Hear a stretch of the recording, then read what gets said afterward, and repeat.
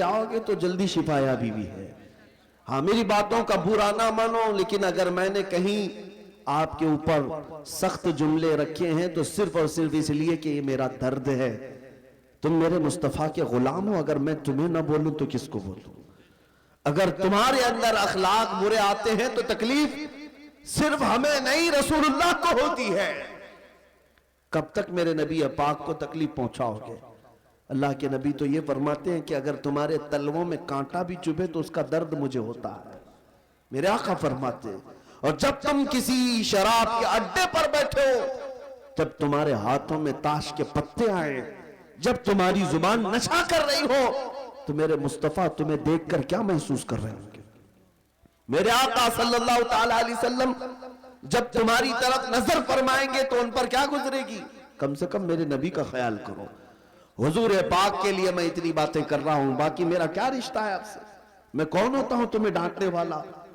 میں کون ہوتا ہوں تمہارے درمیان چلانے والا؟ صرف اس لیے کہ میرے آقا صلی اللہ تعالیٰ علیہ وسلم کو ہم راحت اور سکون کی خبریں تو پہنچا سکے۔ حضور نے فرمایا ہر جمعرات کو میری پوری امت کے اعمال فرشتے میرے پاس پیش کرتے ہیں، میں سب کے اعمال دیکھتا ہوں، ہفتہ بھر تم نے کیا کیا حضور سنتے ہیں، فرشتے ساری باتیں لے جا کر پہنچاتے ہیں ہر ہفتے۔ کبھی احساس ہوا کہ ہر جمعرات کو ہمارے کون سے اعمال حضور کے پاس گئے ہوں گے؟ جب فرشتے یہ کہہ رہے ہوں گے کہ آقا آپ کا فلاں امتی دن رات لہو میں کھو رہا تھا، کھیل کود میں گزار رہا تھا، لڑکیوں کے بیچ عیاشیاں کر رہا تھا، تو حضور پاک پر کیا بیتتی ہوگی؟ ہمارے باپ کے پاس اگر کوئی آ کر کے ہماری شکایت کرے تو ہم اسے بھی پسند نہیں کرتے، ہم کہتے ہیں ابا کو بتانا مت۔ لیکن نبی پاک کو جب فرشتے بتا رہے ہوں گے تو حضور صلی اللہ تعالیٰ علیہ وسلم پر کیا گزرے گی؟ اس لیے میرے عزیزو یہ باتیں جو میں نے کی ہیں انشاءاللہ العزیز آج ہمارا جلسہ اسی پر کامیاب ہوگا۔ ہم جب جان دینے کی بات کرتے ہیں نبی پاک سے، نبی پاک کے لیے، تو کیا میرے مصطفیٰ کے لیے؟ میں آپ سے پوچھتا ہوں جب حضور کی عزت کی بات آئے گی اپنی گردن لے کر تیار ہیں؟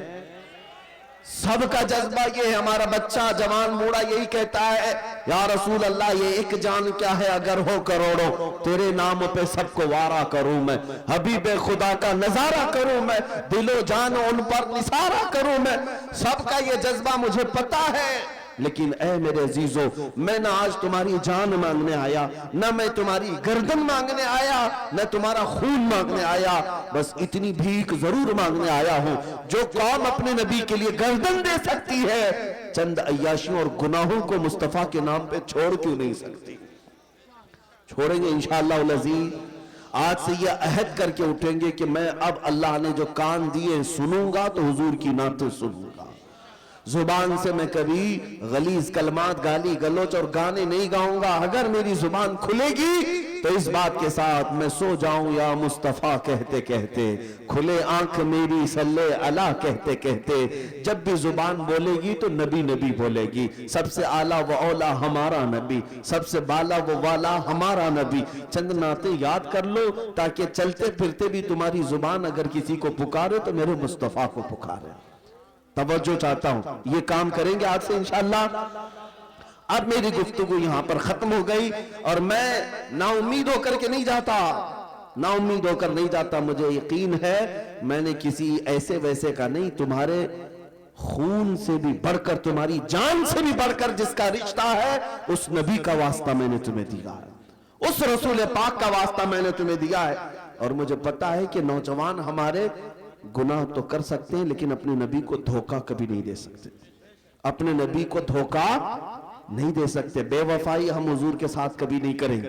اب اخیر میں چند باتیں آپ سے کہتا ہوں۔ ٹھیک ہے یہ ہمارے اعمال تھے، اس کی اصلاح ضروری تھی اس لیے مجھے کہنا پڑا، لیکن پھر بھی اے مسلمانوں اگر تمہارے اعمال جیسے بھی ہو جائیں خوف اور ڈر اپنے سینے میں مت لانا۔ ہندوستان میں رہ رہے ہو نا، آپ میں سے کوئی پاکستان سے آیا ہے؟ پاکستان والا چھپ چھپ کر کے پھرے مجھے کوئی پکڑے گا۔ ارے جس زمین کے ہم برسوں سے وارث ہیں، یہ زمین آج کے 5 سالہ نشیڑی لوگوں کی نہیں ہے، یہ ہمارے باپ آدم علیہ السلام کی زمین ہے یا نہیں ہے؟ تو بھیک مانگی ہوئی زمین نہیں ہے، نہ ہی ہم چوری چپاٹی کرتے ہوئے ڈکیتی ڈالتے ہوئے یہاں آ کر کے قبضہ کیے ہوئے ہیں. تو ڈر کس بات کا, خوف کس بات کا؟ اپنی زمین پر رہ رہے ہیں تو آج کے بعد خوف سے نہیں جئیں گے انشاءاللہ, خوف سے نہیں جئیں گے. اگر یہ ظالم کتے کہیں کسی کو ظلم کے ساتھ پکڑتے بھی ہیں تو میرے عزیزوں ڈرنے کی ضرورت نہیں. یہ عہد کر کے اٹھنا کہ گردن جائے گی تو اللہ اکبر کے نام پہ جائے. ہم حسینی کردار کو زندہ کر کے جائیں گے. تمہارے مرنے سے اور میرے مرنے سے کچھ نہیں ہوگا. اسلام زندہ ہوتا ہے ہر کربلا کے بعد انشاءاللہ العزیز, کچھ نہیں ہوگا.